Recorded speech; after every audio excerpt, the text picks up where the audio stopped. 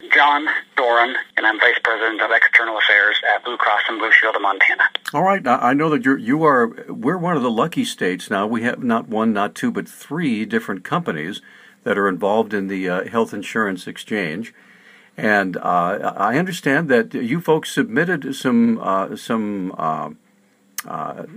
rates earlier in the summer, and that now that they've been solidified, you said there's no change, right?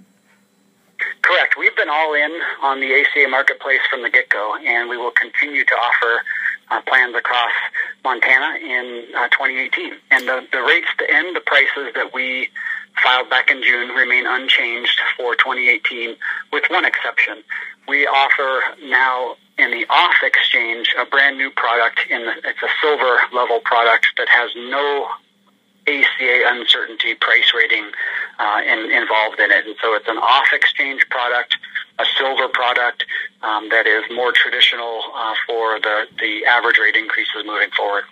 Well, let me ask you this: in that particular policy, I realize the ACA, in every policy there has to be a minimum. I believe there are 10 different items that have to be in it. Does that fall away from that, or what?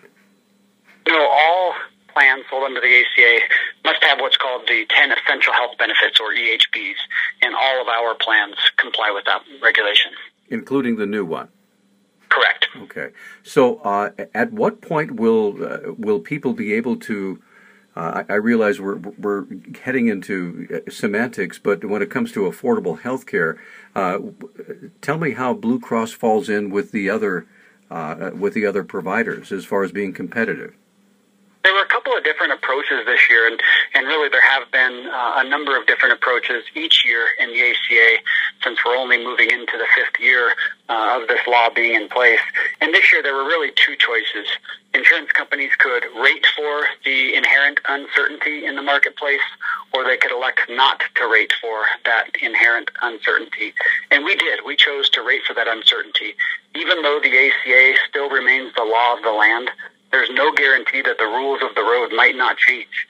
And so we are still uncertain whether or not the cost-sharing reductions, which are the subsidies that help offset the cost of health care for Montanans who qualify, we're still not certain that those will be paid. And so we need to be able to rate for that uncertainty moving forward in 2018. So when it comes to a comparison with last year's rates, what are the increases this year? The average rate increase, and this is an average number across all plans, so it could be lower or higher, but the average increase for Blue Cross and Blue Shield of Montana is 23.1%.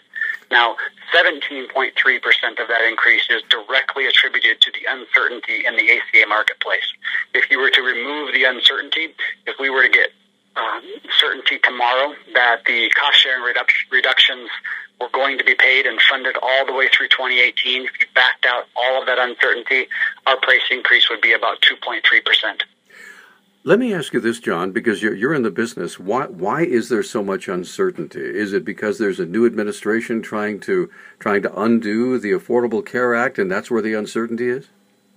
You know, there's been a lot of volatility in the marketplace since its inception back in 2014, and sometimes new laws of this magnitude that really create whole new products, whole new marketplaces, and expand coverage to many, many more people than previously covered. It takes time for that to stabilize, but we need to stabilize this marketplace. So there's been volatility all along. Again, some of the uncertainty moving forward is whether or not the individual mandate will be enforced, whether or not the cost-sharing reduction or those subsidies will be paid all the way through 2018. And we just found out that there's going to be an executive order signed next week that could substantially change some of the rules that we expect to see in 2018 as well. Now, I understand one of those mandates may be the ability to cross state lines looking for health insurance. How would that affect you? We just want to make sure that if a company in, say, Maryland is able to sell policies in Montana, that Commissioner Rosendale has the opportunity to ensure that the strong regulations we have in Montana to protect consumers are still at play. We also want to make sure that Commissioner Rosendale and others make sure that consumers know their choices when it comes to the provider networks. So that's a big concern if folks are going to come in and sell from out of state, that they, number one, comply with Montana rules to protect consumers. adequate provider network that doesn't leave consumers on the hook for out-of-network costs. Yeah, obviously the Montana companies would know best what the situation is in Montana, correct? That's correct. Okay, and so someone coming in from out of state, there's a pretty steep learning curve, especially if they're going to try to offer policies in all 50 states. And again, we just want to make sure that Montana's strong consumer protection laws remain in place for companies who might be domiciled in another state but want to sell policies here. Let me ask you this, just to wrap up. I know everyone wants to visit with you and you're trying to eat your lunch, but why should we choose Blue Cross Blue Shield? There are a number of reasons why Blue Cross remains the leader in Montana. Number one, our substantial provider network offers the best total cost of care advantage in the marketplace. We're also doing a number of things on the affordability of care front to create better health outcomes and a lower total cost of care. We provide the best value. What kind of things are you doing to help ensure that? Well, I could talk all day about that, Peter. We are, number one, working directly with providers and facilities on a payment structure that incentivizes quality of care rather than just payment for the service provided. And that's how we need to shift the healthcare system in America to one that is not focused on or based on a fee-for-service model, but one that's based on a fee-for-quality model and a fee-for-value, so that we're ensuring patients get the best out of their care, they get the best care possible, and that in turn leads to lower healthcare costs down the line.